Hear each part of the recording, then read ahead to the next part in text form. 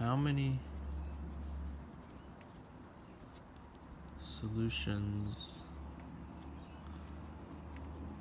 are there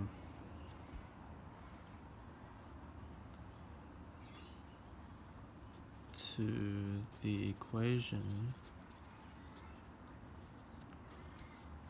x1 plus x2 plus x3 plus x4 plus x5 equals 30, subject to the constraint that x1 is greater than or equal to 5, and all these x1 up to x5 are non-negative integers. This looks like quite a tricky question, and hopefully you've done something in class that reminds you or makes it easier for you. But you can already kind of see straight away there's going to be lots and lots of solutions. Like if these are all out to be 0, like 4 of these could be 0, and the other one, well, x1 can't be 0. So let's say these 4 are 0, x1 has to be equal to 30, okay? But it could be equal to 5, and something else could be equal to 25, and the other 3 could be 0. So there's lots and lots of ways of getting solutions. Let's see how. So another way of thinking about this, I guess, is you're really trying to put 30 into 5 groups. Okay, so you're essentially choosing 5 teams from a player pool of 30 people. Okay, except with the complication that some teams could be 0, so you're picking at most 5 teams. So the fact that some of these can be 0, I think, will make it a bit more complicated, but we could possibly ignore them for now. So if they were non-zero, we might be able to get a pretty simple answer, and then consider the cases when they're 0. So let's see. Okay, so another way of saying breaking up 30 into 5 parts, we could imagine 30 is equal to 1 plus 1 plus 1 plus 1 plus 1 plus 1, like 30 times.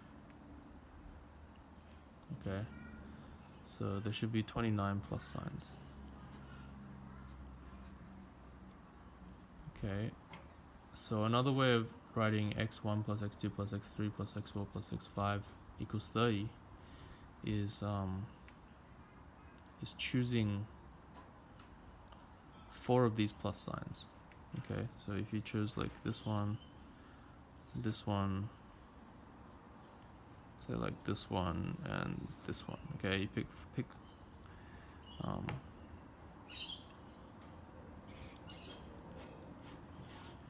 pick 4 plus signs. So can you see that when you pick 4 plus signs, that divides 30 into 5 groups? So there's 2 here, there's 1 here, there's another 1 here, and the last group has 2. So what remains in between? There must have been there was 30 and there's 6 here, so there's 24 in here. So just picking 4 plus signs will give you various values of x1, x2, x3, x4, and x5. So in this case we have x1, and I know that x1 has to be greater than or equal to 5, but we'll ignore that for now. So So we have x1 equals 2, x2 equals 1, x3 equals 1, x4 equals 24, and x5 equals 2. And it seems like we can get all the solutions this way as long as none of them are 0. Okay? But now we know x1 is greater than or equal to 5.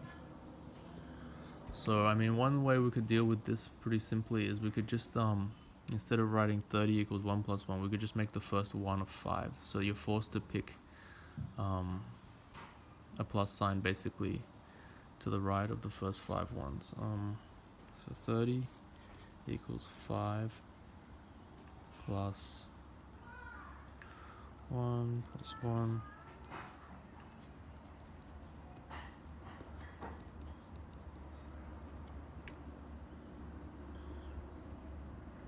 Okay, now how many plus signs are there? Well, for these 25 ones, there's 24 plus signs. So there's 25 plus signs here. So 25 plus signs. And we're still picking 4.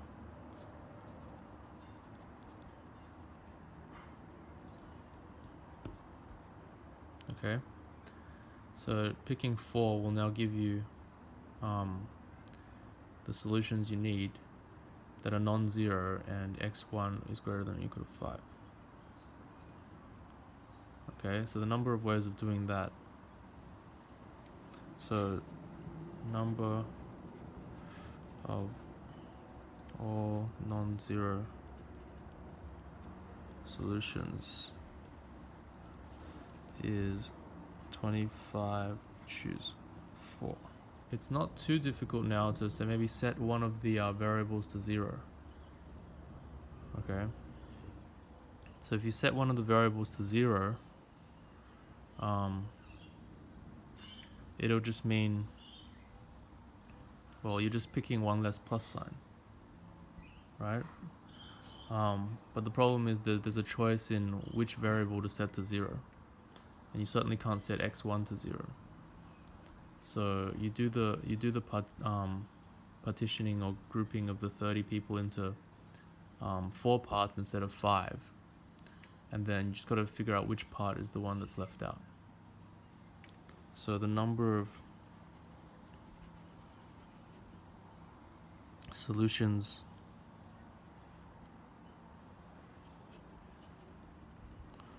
with one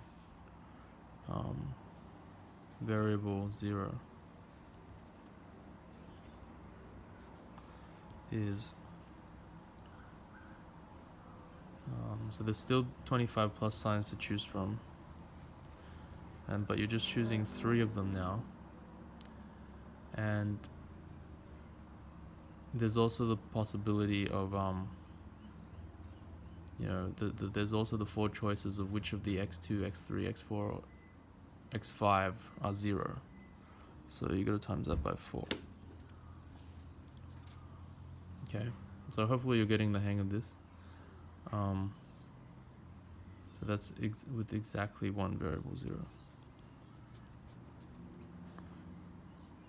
If there's 2 variables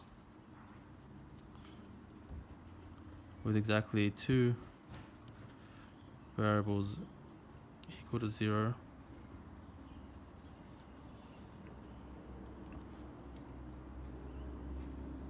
so we only have 3 variables remaining, 3 things to group them in. So we have now 25 choose 2, so choosing 2 plus signs, and the number of ways of picking the 2 variables to be 0, well, you can't pick the first one, you have to pick out of the last 4, so it's 4 choose 2. Okay, and so can you see how this is going to eventually get all the solutions? Exactly 3 zeros with exactly 4 zeros, and then you won't need to consider 5 zeros because x1 always has to be non-zero.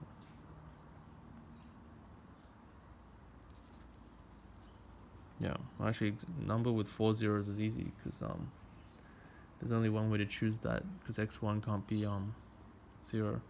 So x1 is the only one left, and therefore x1 has to equal to 30. So there's only actually one solution for that. With exactly 3 zeros is, so there's only two things left, and so there's 25 plus signs to choose from, and you're choosing one of them to divide it into two groups. So that's just 25 times, so the number of ways of picking 3 things out of 4 is the same as the number of ways of picking one thing out of 4. So this is 100, this number. Okay. And then the final answer should just be the sum of these 4 parts, because every situation occurs where either all the variables are, so these are all mutually exclusive and exhaust all the possibilities. So they're either all non-zero, one of them is 0, exactly 2 of them 0, exactly 3, exactly 4 0, and yeah, and you can see by far this one will be the dominating term. So this is about 100. This is basically nothing compared to that.